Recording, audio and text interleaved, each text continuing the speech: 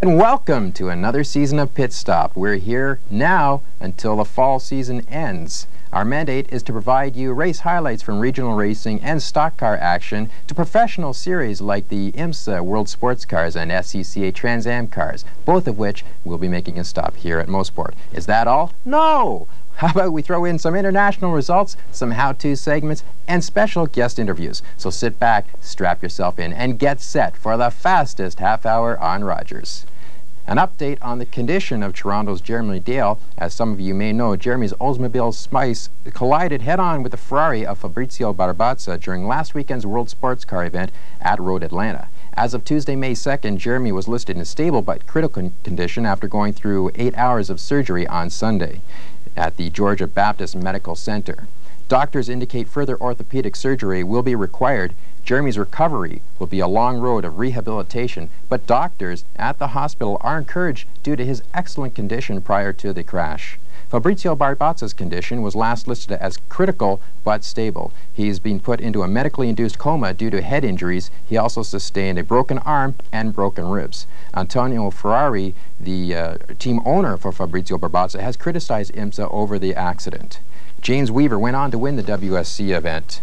In the IMSA Street Stock Endurance Championship at Road Atlanta, Canadian Catherine Teasdale finished fourth, driving a Pontiac Firebird. Also injured in the IMSA race was Steve Millen, who suffered fractured skull and ribs or vertebrae, and he has been fitted with a halo and will be released in about a week. The Formula One Brigade was on at Imola Saturday, April 30th for the running of the San Marino Grand Prix. Thoughts of Ayrton Senna and Roland Ratzenberger were predominant. Damon Hill denied the Ferrari fans the victory, but Ferrari hot shoes Jean Alesi and Gerhard Berger graced the podium with a second and third place respectively.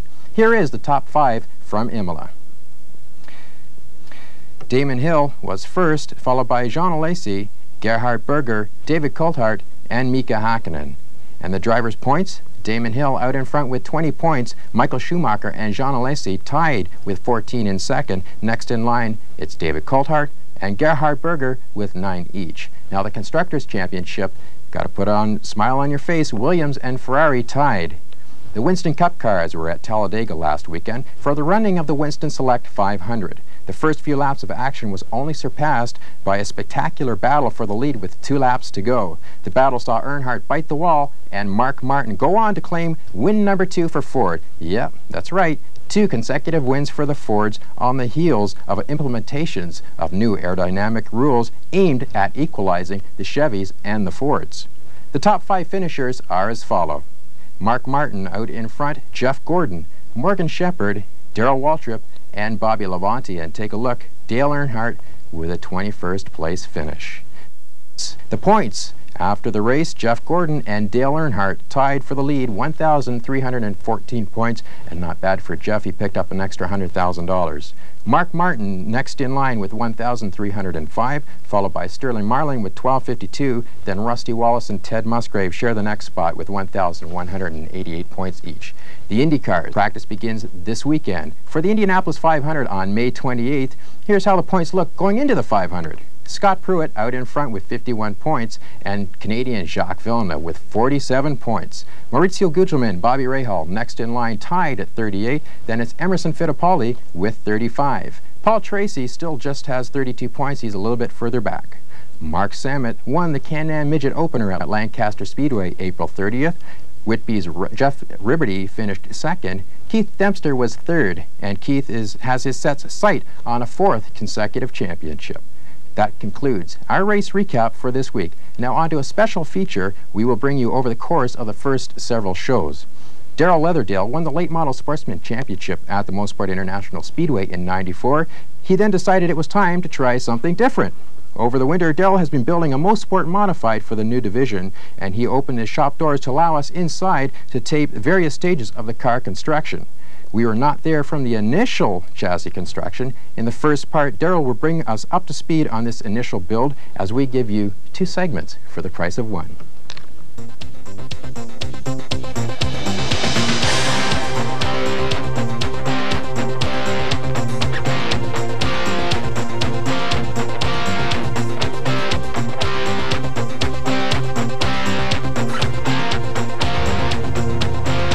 Okay, Daryl, this just didn't happen overnight. You obviously had to do something, and it starts with the surface plate. Yep. So as if this weren't here, the chassis already in its place where it is, what's your first step?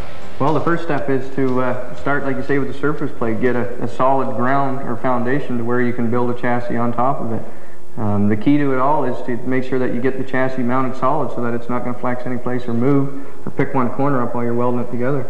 And these pieces here you have to make up? Yeah, we make all our stands, make sure that they're all level and square, and just go from there. Is any of those right from your Sportsman car, or did you have to start all over again? No, the left side of this is off the Sportsman, and then from there we just square up the right side with the left side. So after you've built up the jig, you've got all your stands ready to go. What's your first step? Well, first step is decide which car you want to build. In our rules, we're allowed a Camaro or a Chevelle.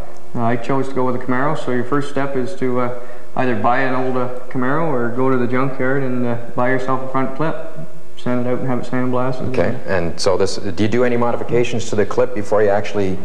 Yeah, I cut part of there's a kind of like a front horn that sits in the front cross, remember? Whereabouts would that be in here? That's located right down here. Oh yeah, right down in the front here. Yep, that's right. Sand it out, have it sandblasted.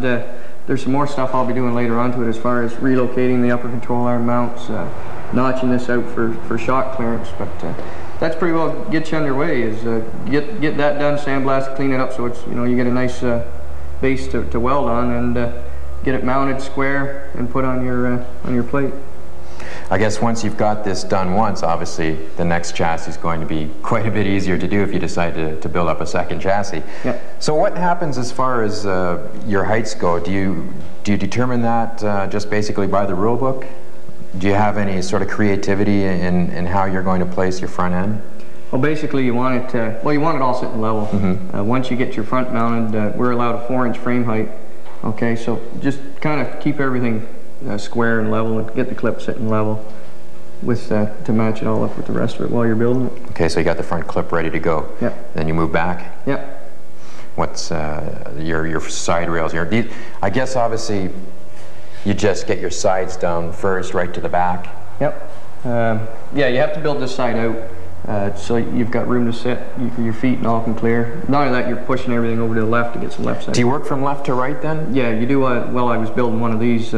Like I said before, we had this side done, so with that being, we're allowed an offset car, so we can build that right side frame rail on a straight back square with the left. So that's basically the way you do it. There's a lot of hours just to get everything set like this, as far as shimming under the stands to make sure everything's level and keep it square. Well, how many hours goes into just the surface plate itself before you start bending tubes? I had a good solid weekend just getting the frame rail square. Good 12 hours a day just to make sure that I had to, figure out a center line and work from there to keep everything right. Then once you start bending your tubing and cutting and everything, a lot of hours to this point? Yeah, there's a good solid week into this so far. Is that right? A good 8 to 10 hours a day.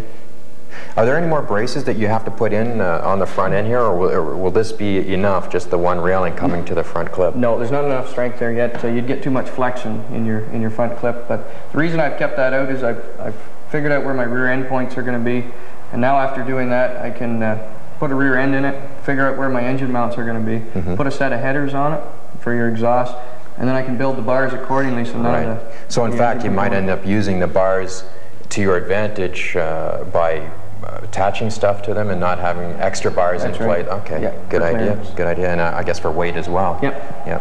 Are you concerned while you're building it? Gee, what's this thing, looking like? I've got this much offset.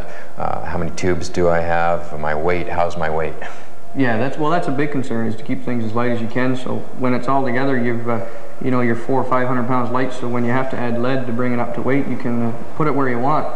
But yeah, I've done that too. I've gone with some smaller tubing. This is only 1.5 inch tubing. Some of it in the back too, just for that reason, to keep it lighter. Certain requirements within the rules for the thickness of the tubing? Yeah, the main cage has to be 1.75 by 0.95 wall. But as far as your bumpers and stuff like that, you can lighten up there. Okay, so you've got your rails down on the base now, and then do you start to build up the cage area first, or do you move to the back end next? No, I did the whole bottom of the frame first. I found out my angles for the rear kick-ups. This is an underslung car where actually the frame is below the rear end rather than on top of the rear end. Is there an advantage or disadvantage either way? The only advantage to it is really just to keep your weight down lower. So what created that? Just the angles of your tubing back here? Yeah. See, normally your rear clip would come off of, say, up here and run on top and then come out, whereas everything's on the bottom now and you're getting everything down lower. And as far as your pickup points are concerned, you've just started on that now for the rear end? Yeah, that takes a bit of time to figure out what wheelbase you want to run. Yeah. Explain what a pickup point is. Perhaps many people are not sure what a pickup point means. Okay, a pickup point is just when your rear end's sitting in the car, you've got like people might, you know, realize this with their conventional car where they've got like an arm that hooks to the frame to the rear end, and it's just a pivot point where the rear end moves back and forth. And basically, all it is this here is your pickup point. I see. It's a place where the trailing arm would hook on. So a bar would go in between this plate and this bar here, or this tube here. Yeah, just like a simple hind end. The hind joint will go in there. Right. And then and that will come to your rear end. Yep. I see. Quite a solid looking roll cage you've got on the go here. Well, you gotta. You get to, you know, get a SWAT in the side there. You want something good around you. A lot of different designs perhaps showing up at Mosport this summer for the Mosport Modifieds.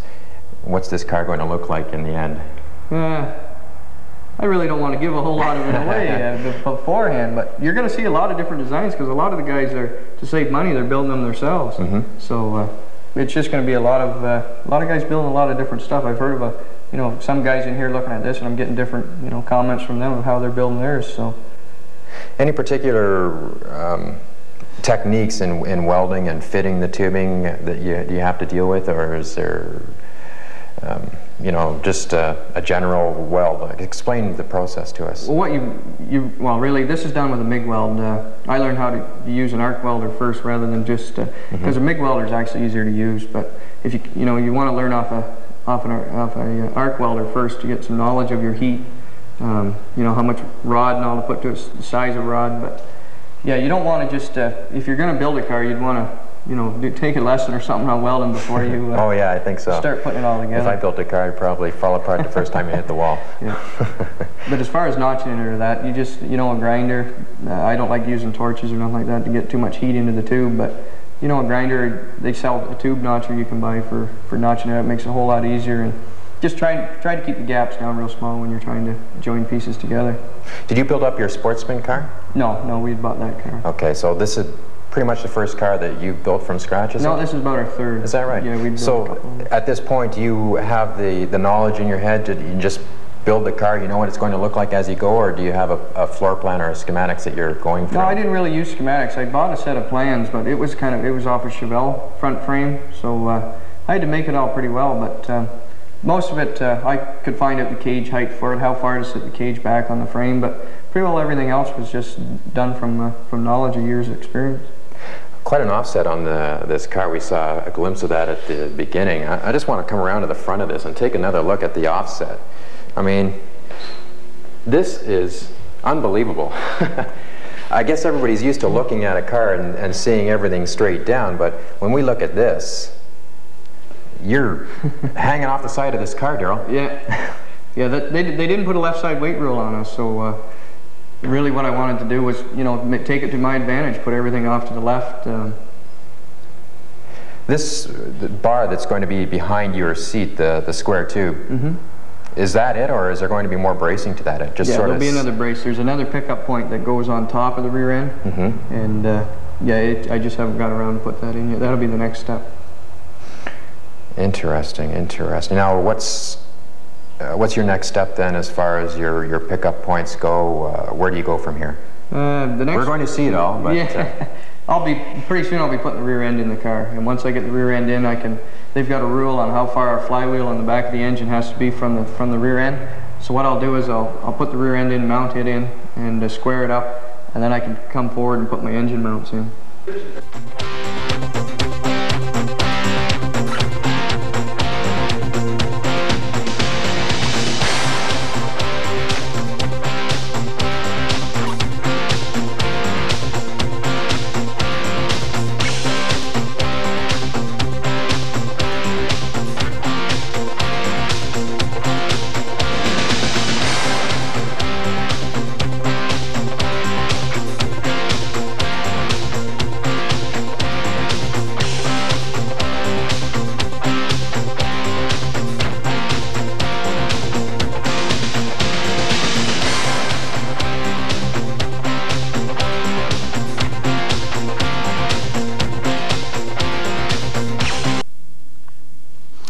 continue to watch pit stop for further developments of that chassis buildup.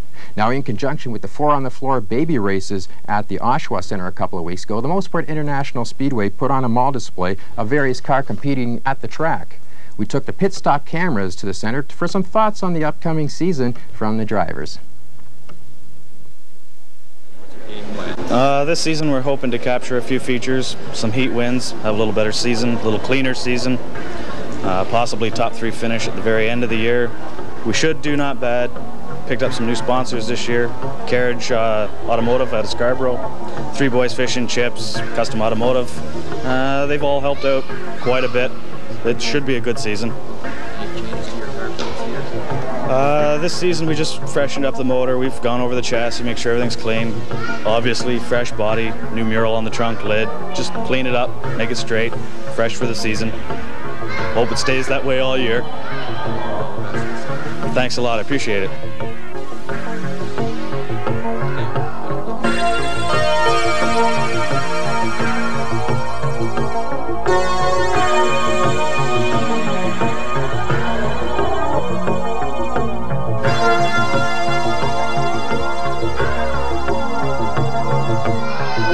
We're trying to win a championship.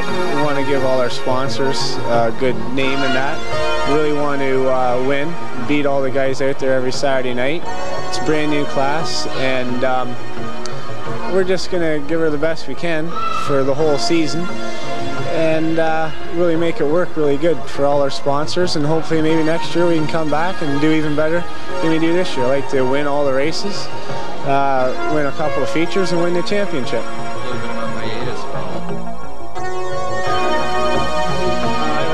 A lot. It's a big track. It's really clean with these cars. You're gonna have to find out how clean it'll be. It shouldn't be so much bumping and banging as there was before, but you know, fixing is part of racing.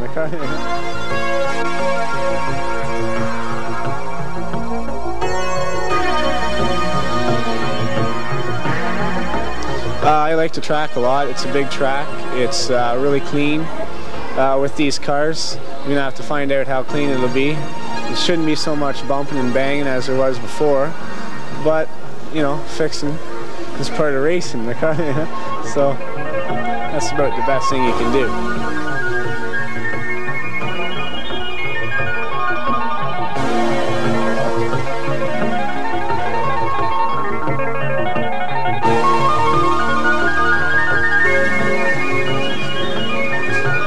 Well, we'd like to give the point shot to see if we can catch some people that we couldn't catch last year. We've tried to improve the car a lot this year. Chase down the local hero, Rick Boucher, and see if we can go past him this year. And we'll give the front runners a little bit of a run for their money, hopefully.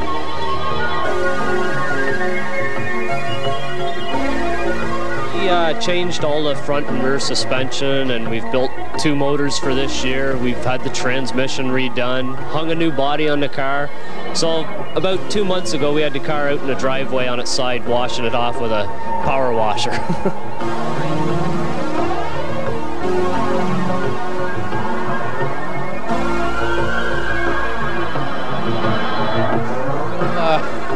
We'd like to finish in the top 5 this year.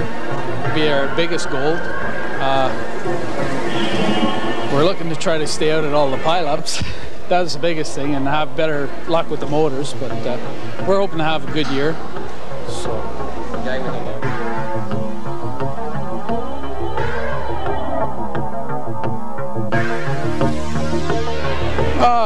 Really, we haven't changed very much. We had a brand new engine to finish the season. We never heard it.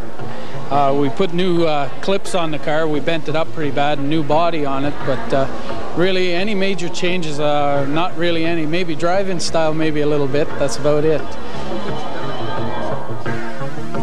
I really like the track. I've been used really good by the people, and even any of the promoters that run the track have used me really well.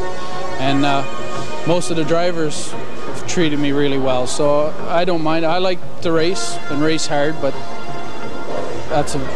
most guys understand where I'm coming from. Like, they're racers themselves, so they use me really good. So yes, thanks very much. Hopefully.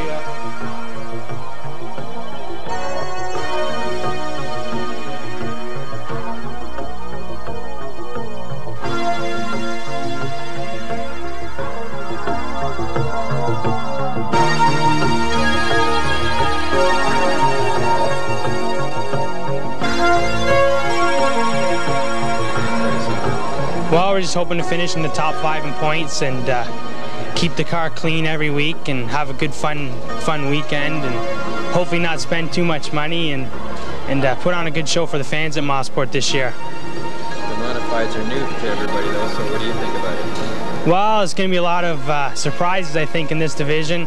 Got a lot of guys moving from different divisions, from the Thunder cars, the street stocks, the super late models are coming down. And you're going to get a good mixture of different drivers and different style of cars and different chassis, so it's going to be a lot of fun, I think, and very interesting. Well, it's going to be a little different than the street stock. I think we're going to have to use a little less brakes with the weight of the car, and we're going to have a little less horsepower than the street stock did, so hopefully we'll catch on pretty quick, I think. May 6th is the first practice day, and I think it's very important to get a full day of practice in, and we should be comfortable by the end of the day.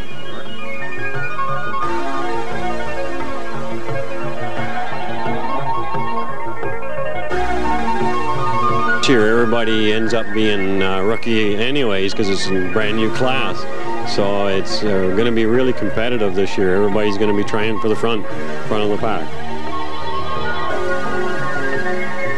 We put it on a computer and came up with a simulation from the computer. It should be aerodynamically better than, you know, trying to cut out the drag coefficient and get it more airstream.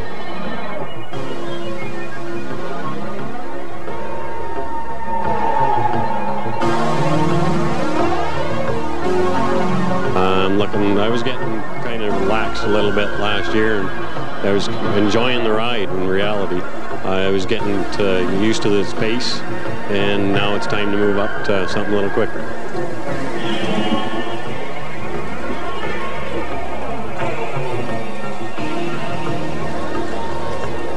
Well, the 9-5 season, I'd like to win the championship, but I'd be satisfied to finish top 5. We've been working very hard on the vehicle. We got a few ideas, so that's what we're trying. Top 5, I'd be satisfied, but the championship would be the best.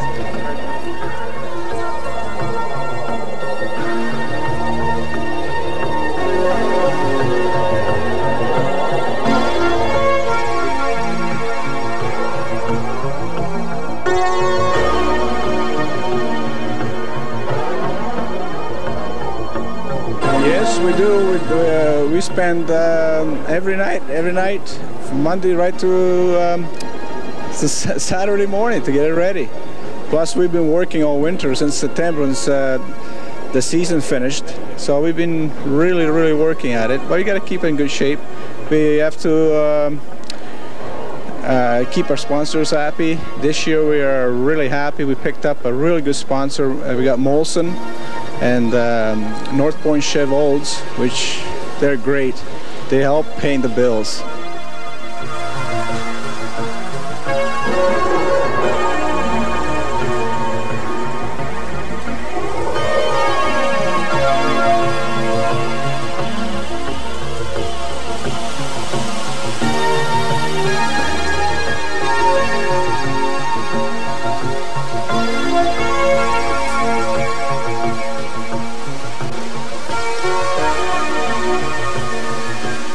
Well, we're sure excited about it, Glenn. Yeah, we hope to do as well as we did in Thunder car. I don't think we will, but we're hoping to keep the car in one piece for the best part of the summer, anyhow.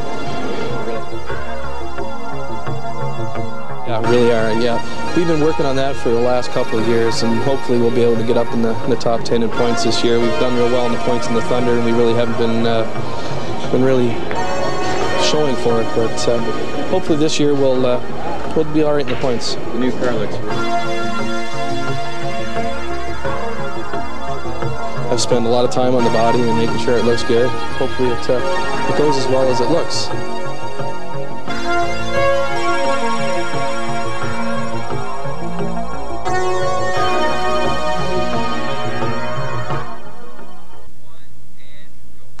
A great week-long display. The success was overwhelming. However, there was development that caused Bob Kish to taste the life of politics just a little bit.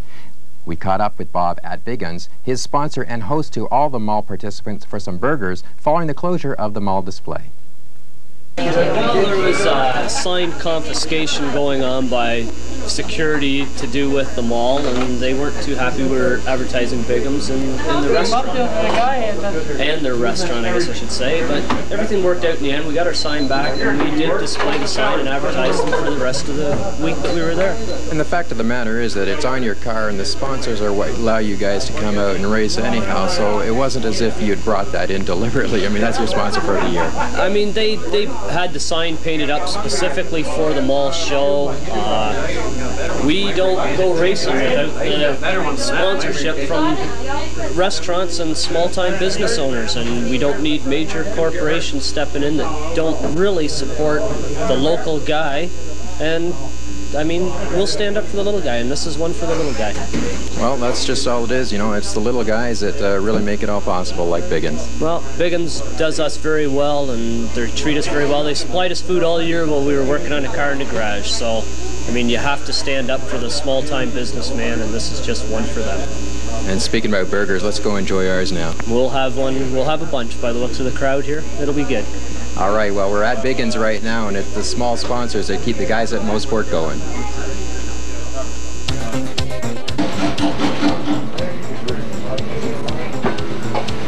Eat 2 and 30 and get the third free.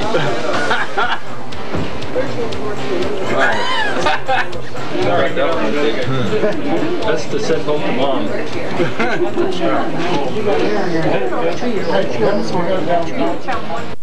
Now, what happened at the mall was unfortunate, but we must remember that every driver at the Speedway needs the support of the small business community stores to keep those cars on the track. Local stock car racing is far, far from the corporate world of NASCAR sponsorship.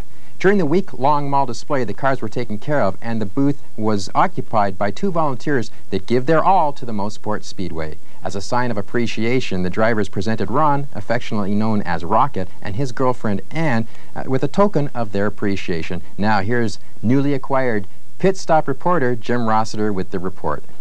On behalf of all the drivers, we picked up a gift certificate for Ron and his girlfriend Ann this week, and they've been working hard on the car, wiping it off and making sure no one's sliding it down the roof.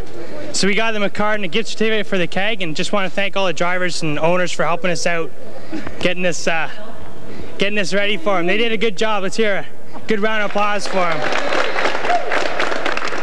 Thanks very much. Yeah, I just want to say thanks from all you guys and all the cooperation and the jokes. And I want to a special thanks to Brian. Okay? Thanks, Brian. We enjoyed it very much. Thanks very much.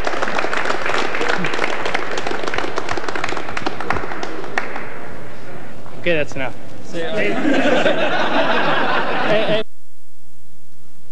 Thanks, Jim, and thanks to Rocket and Ann. We finally got Jim to stop looking at the camera and looking elsewhere, and all you Rossiter fans, don't worry. Jim says that he is retired as a reporter. He prefers the cockpit of his race car. Now, I told you this was the fastest half hour on Rogers. We are nearing the end of the show. What's going on this weekend? Winston Cup drivers put the opposite side of their steering box to good use as they navigate the Sears Point road course. Indianapolis, Indiana is the mailing address for letters to your favorite driver. Practice begins May 6th with the 500 on the 28th.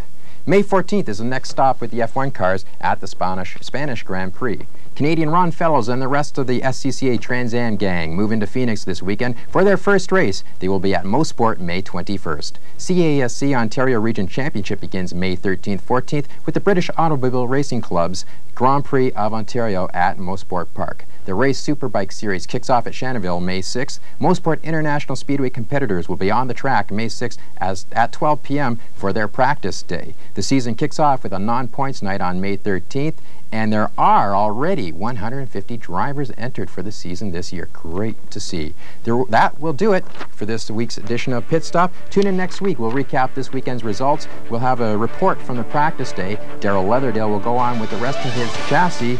And thanks for watching Pit Stop, the fastest half hour on Rogers. We're here every week for your Durham Motorsports Infusion. Take care. Have a great week. We'll see you next week. Pit Stop is back. Good night.